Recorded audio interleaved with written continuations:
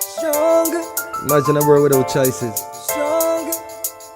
Imagine you can't make your own decision. That wouldn't be a world for me. That wouldn't be a world for you. UIC. Tell them we're gonna be stronger. Together, together we can make it right. Our purpose is a better Jamaica for you and I. Gonna be stronger together. Time we all just unify. Our purpose is a better Jamaica for you and I. It is a natural right for every human being to be free. Free, so free. So the government is there to protect you and me. UIC objective is to liberate the citizens from colonial bondage, them regulation, them taxation. Rob Jamaica, we independent. Be stronger, together, together we can make it right. Our purpose is a better Jamaica.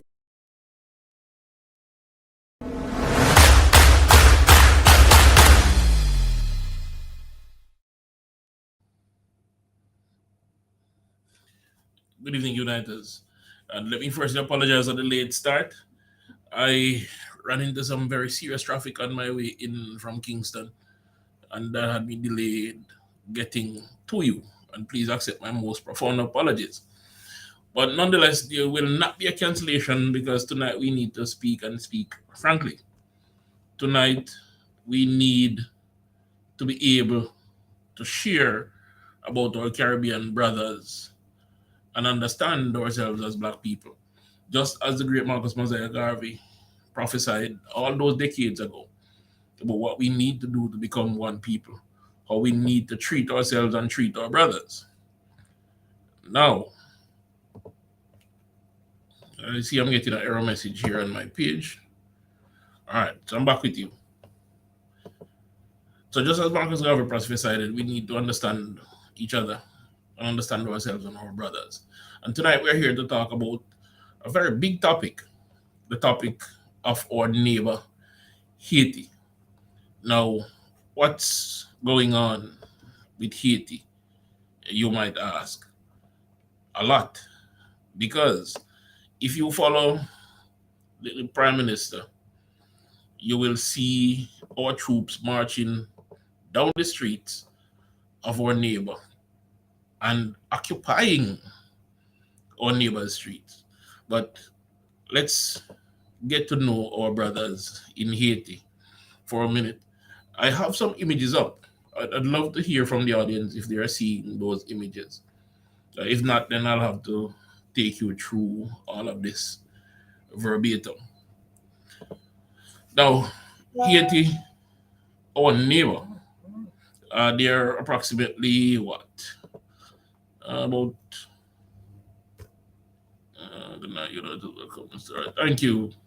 thank you, brothers and sisters, for having me on. And so Haiti, our neighbors, is just to the east of us, and they're a member of CARICOM, I might add. But we, the English-speaking Caribbean, has not been treating our neighbor Haiti as an equal, as an ally, as a brother, over the many decades of the Haitian struggle. As a matter of fact, I'll go so far as to say the centuries of Haitian struggle. All right, so I'm getting that they're not seeing those images. Let me try again to get those images on the screen. All right.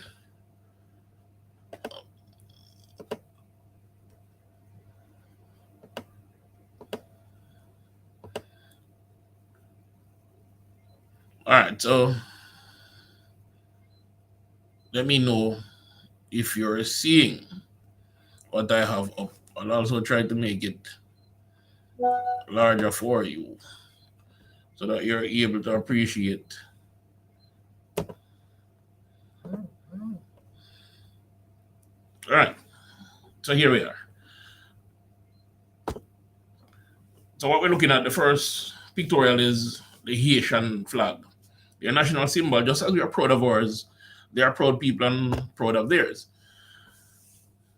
There are currently two nations that occupy the island, And the island, when it was discovered, was christened Saint Domingue by Christopher Columbus and his bunch. And that island has passed through several different kinds of occupation, where at one point it was occupied by the Spanish through Columbus and his conquest, then another time by the English, then another time by the French, then another time the entire island was occupied by the victorious Haitian revolutionary forces that claimed their independence all those years ago. So, and we have here Toussaint Louverture, if I'm saying that correctly, if my French inflection is correct. So he's a well-known Haitian liberator. He was one of the persons who fought to gain independence from the French just about 1803, 1804.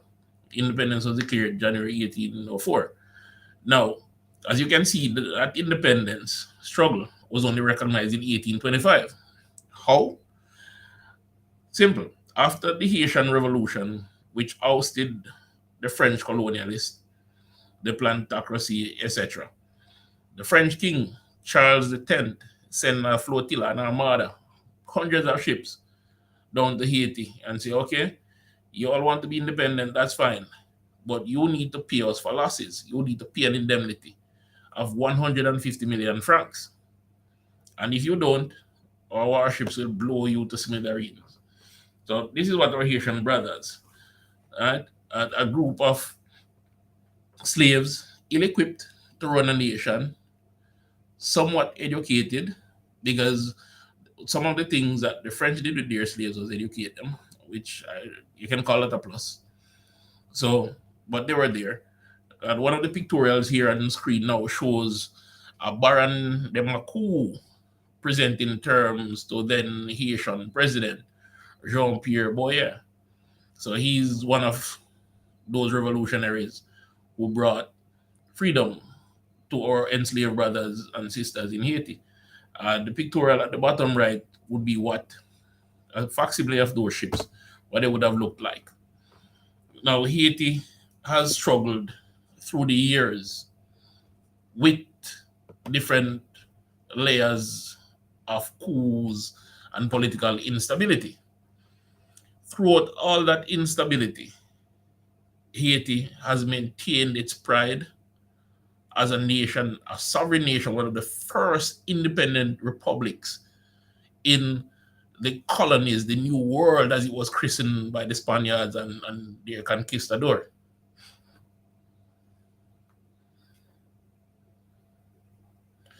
Now,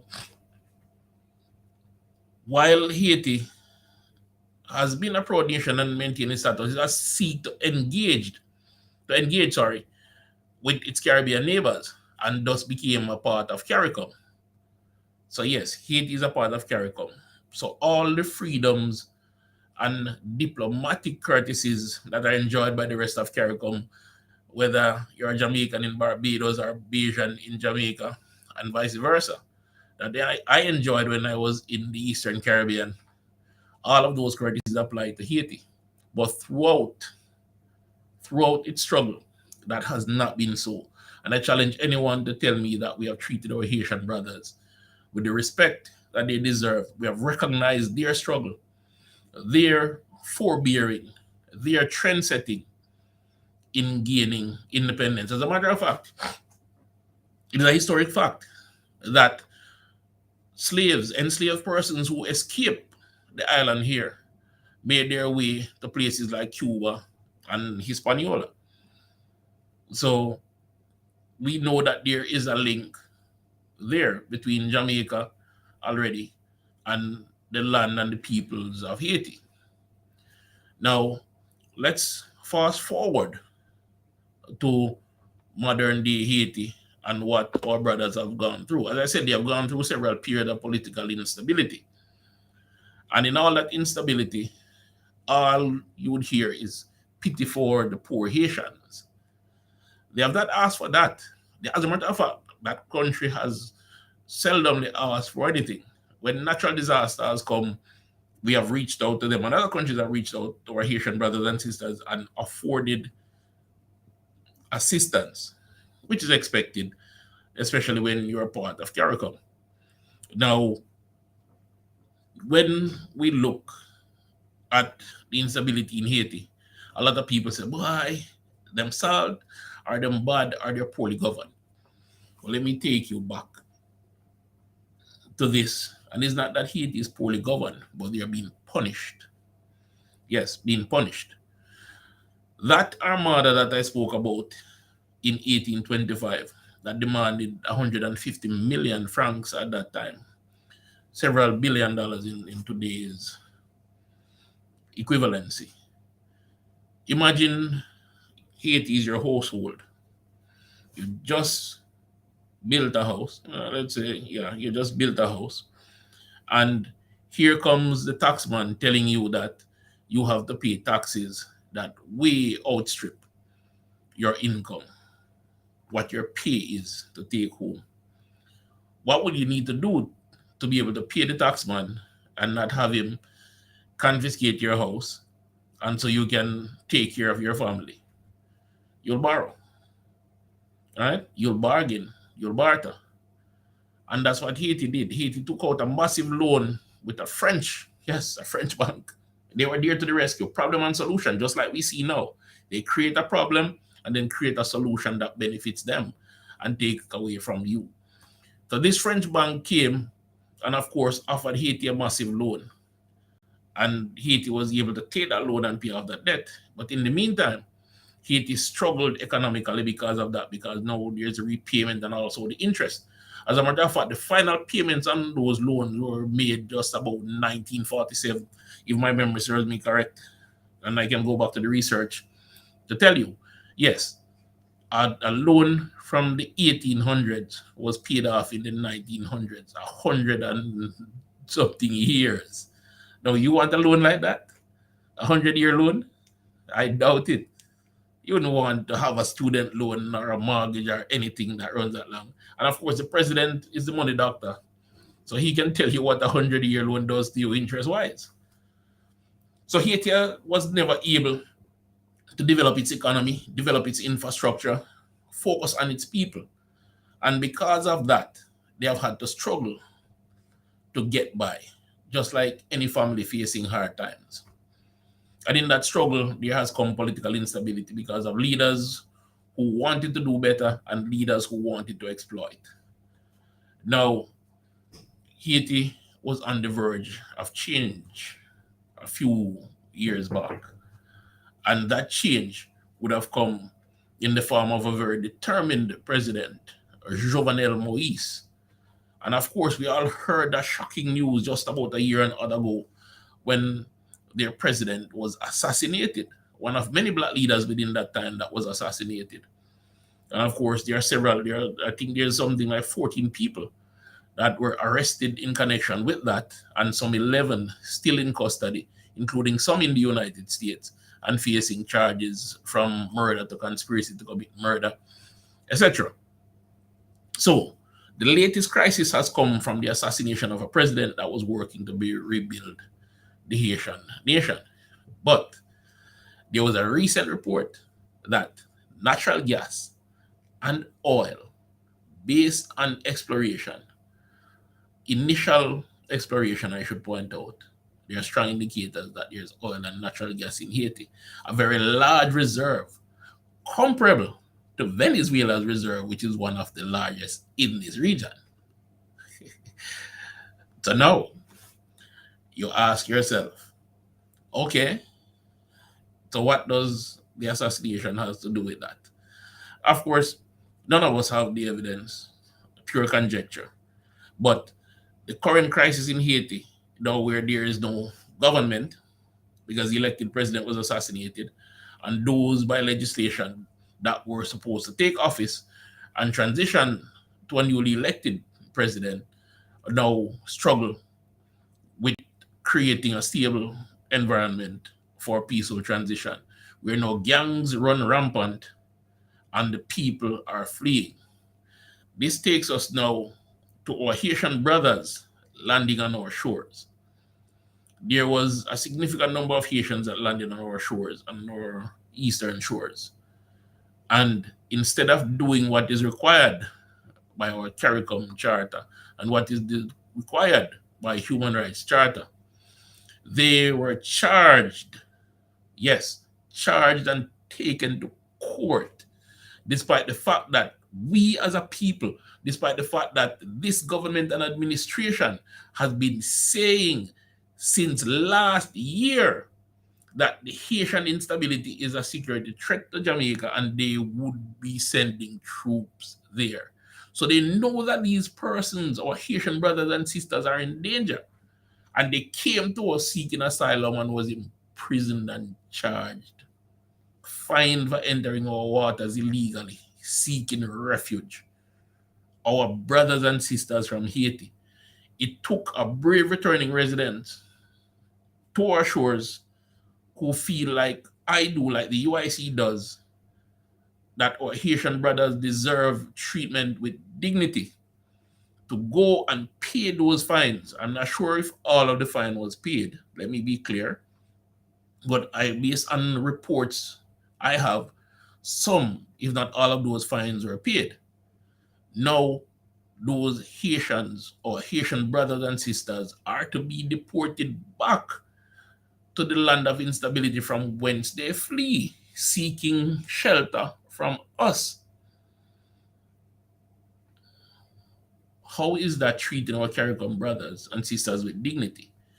If we had suffered any form of instability, wouldn't you want our people to receive due care under the various treaties that you have signed? Yes. And we should extend the same courtesies to our Haitian brothers and sisters. But here it is.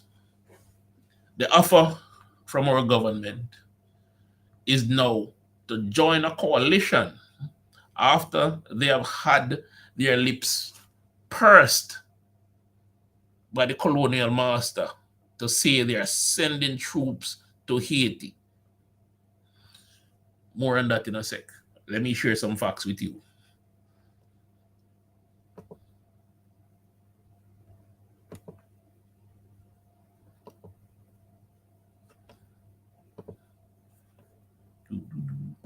Bear with me here. I got your facts for you. Here we go. There. So, they're talking about sending troops to Haiti. The Haitian people can take care of themselves. Between 1820 and 2004, when the last coup, because this isn't a coup, nobody ousted the president. What has happened is instability because the president was assassinated by external foreign forces. Colombians and Haitian Americans are implicated among those who plotted to conduct this assassination. Here are the coups. The Haitians have proven that there are people willing to fight, that they're willing to fight for what they believe in. So, why is our leadership being pursed by external forces, known and unknown, to now send our Jamaican troops, as exuberant as they are, as gung-ho as they are, as eager as they are to take up arms in any situation, whether against their people or others, down to our brothers' shores to oppress their people? The dilemma in Haiti is simply this. And I mentioned in 1947 the debt was paid off, and this is confirmed here. Here's one of the things that we don't know. That debt was bought by a New York bank, which was rebranded in modern times to be Citibank. So the next time you go to Citibank, Jamaicans in the diaspora, and hand them your hard-earned cash, right? Just remember that they enrich themselves of the suffering of our poor Haitian brothers. Okay? That's something to consider. This large loan I told you about, it was on the French bank Crédit Industriel et Commercial. Okay? So they sold that debt, or the interest payment on that debt, to a New York bank which rebranded to become Citibank.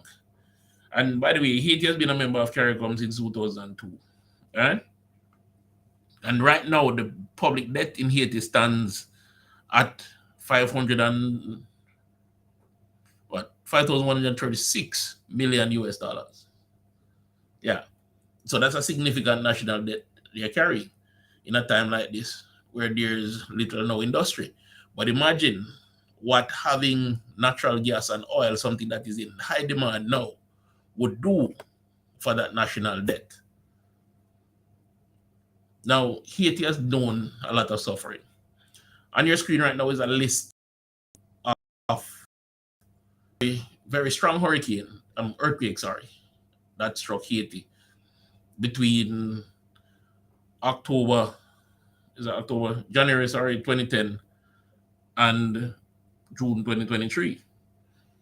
We see 7.7 and upward magnitude earthquake.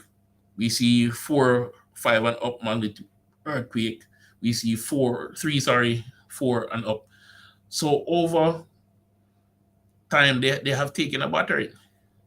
Even more than that, between September and November 2022, the island was hit by 8 hurricanes. In 1 year, 2022, 8 hurricanes.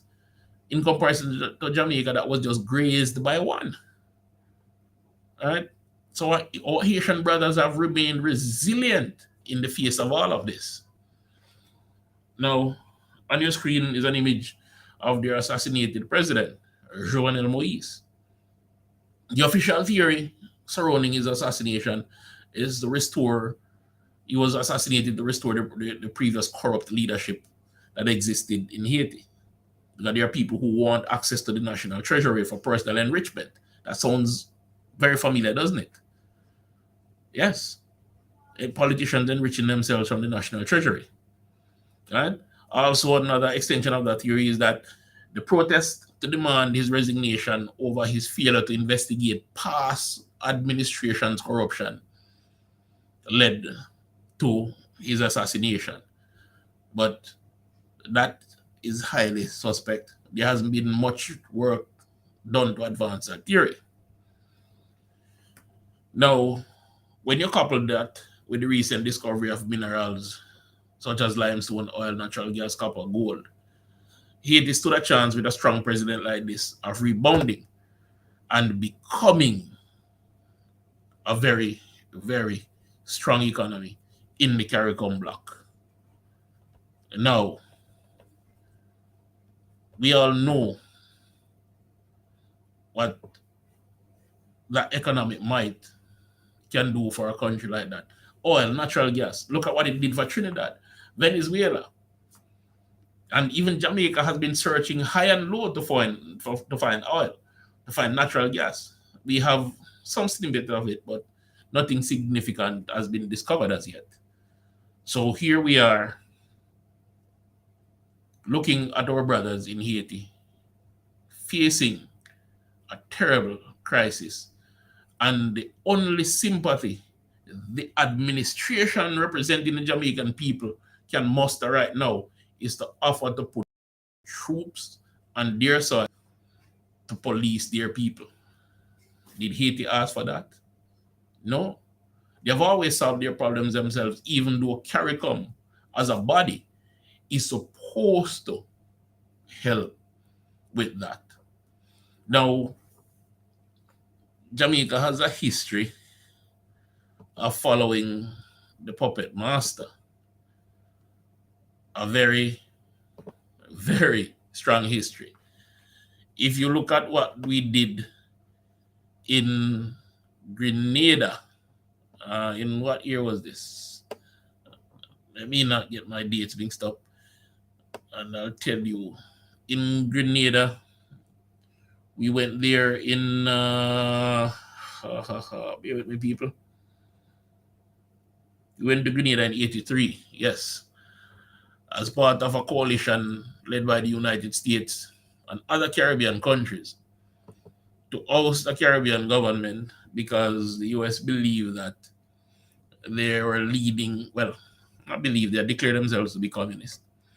But instead of enabling the people to solve their problems, under the pretext of rescuing their medical students who weren't in any trouble, but was huddling in a stadium as was instructed, and with no threat to any of them. None of them had lost their lives or been injured, as far as the history books are telling. But Jamaica joined the US in putting boots in 83 and 85 on Grenadian soil and oppressing our black brothers, subverting their government. That doesn't sound very Jamaican to you. Our philosophy is to respect other people and stay out of their business. Help when you're asked to help. So tell me right now, who has their hands moving the lips of our leaders right now, telling them, put soldier in a Haiti? Who do you think is doing that? Why do you think they want to sacrifice our young men and women to embolden themselves and ingratiate themselves to their quote-unquote masters? But UIC isn't about that. What the UIC is saying is simply this, and clearly this, that when a Haitian refugee lands on our shores, or any Caribbean refugee for that matter, he or she must be afforded the care and respect that we would afford any human being, but particularly so because we had agreed to do so when we became CARICOM. And a strong CARICOM is a strong Caribbean, and therefore we need to look out for and respect each other. Furthermore, there should be no Jamaican police or military in Haiti without a clear guideline as to how the underlying problems that led to this will be solved. And here it is: an assassinated president, a struggle for power, gangs rampant in the street, people feeling unsafe. Doesn't that sound like meddling from an external force? Because the assassination wasn't done by Haitians on land, on the island. Yes, Haitians were involved, but they were domiciled, they were citizens of another country. And why would they, from their hiding hole in another country that is deemed more prosperous, reach out their treacherous hands, assassinate a president in the hopes of achieving state power, when the Constitution clearly laid out who is to succeed? And even those persons are struggling to succeed that assassinated president. And here we are as a people, instead of offering to negotiate and guide Haiti back to strong democratic principles, where a government that is of the people, by the people, that respects the rights of every individual Haitian and acknowledge their God-given rights to life, liberty, and property, is put in place and voted on by the people with a proper constitution reflective of all of this. We're offering them military occupation. I find that mystifying. Now, as spokesperson on justice, national security, and police service, what I would advise my president, if he were to make a decision Haiti to do, is to offer technical assistance to the Haitian security forces to rebuild their service, give them the training and technical assistance needed here in Jamaica, where they can springboard from here to the land of their birth, establish a command post, and then gradually reassert the rule of law. Along with that, we would support them reestablishing commerce.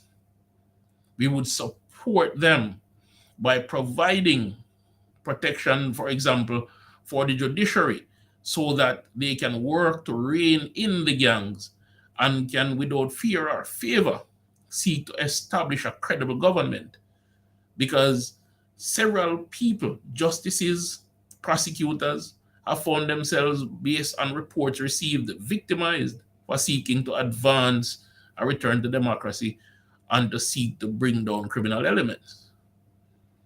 That sounds more like assistance to me, rather than sending our military to occupy the streets and suppress the people's rights. That even the late president acknowledged the people's rights to protest and to be in the streets. But they're not able to do that safely because the rule of law has been subverted. And the assistance Haiti needs is not occupation, but a fair hand in returning to democracy. And a UIC government would support a Caribbean coalition, us in CARICOM taking up our responsibility to each other and going to Haiti and saying, let us work this out. Let us peacefully transition power to the people. Let us reestablish the rule of law. Let us rebuild the institutions of justice and democracy. Let us rebuild your economy. And of course, we're eager to trade with the Americans and the Europeans and the Asians, but not eager to trade amongst ourselves. And a healthy balance of trade in the Caribbean means a healthy Caribbean economy. We need to embrace our uniqueness and rebuff the colonialist whispers that comes in a disrespectful way, in a condescending way, that comes to tear down our hard-fought independence, the limited amount that we have. So, let's do better by Haiti. And by doing better, let us not send our Jamaican sons and daughters to die on their streets. Let us not send our police forces to kill them in their land, but let us support a return to democracy in a wholesome way that respects their sovereignty, that respects their rights in their land, and understand that our policing tactics may not coincide with theirs, and our intended,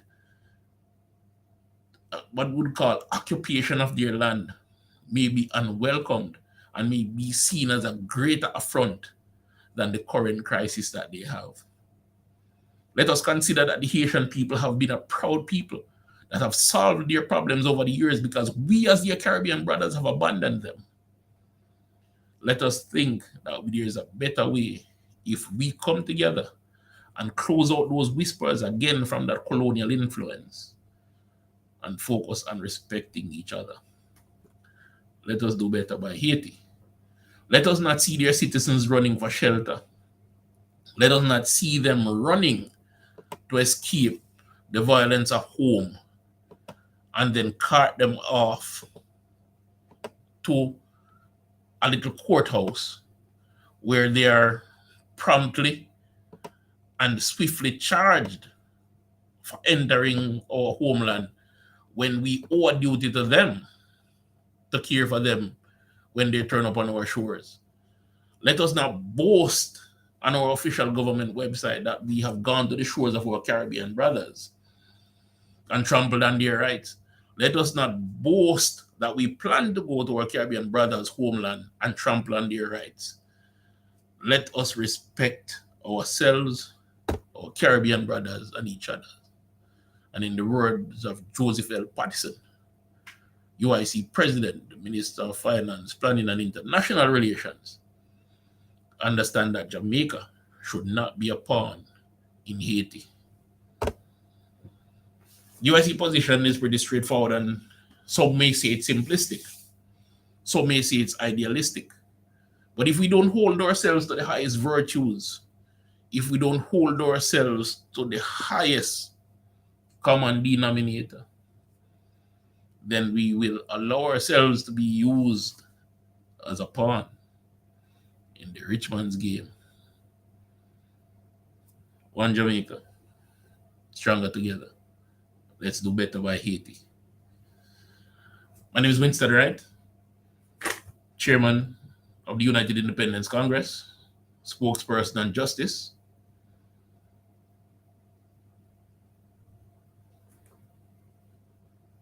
national security, and police services, asking us to dance a yard before we dance abroad. Again, do better by Haiti. Good night, Uniters. Thank you for tuning in. And again, my most profound apologies for the late broadcast. It was unavoidable, but there's no cancellation in mind because you deserve to hear. Good night, all, and thank you.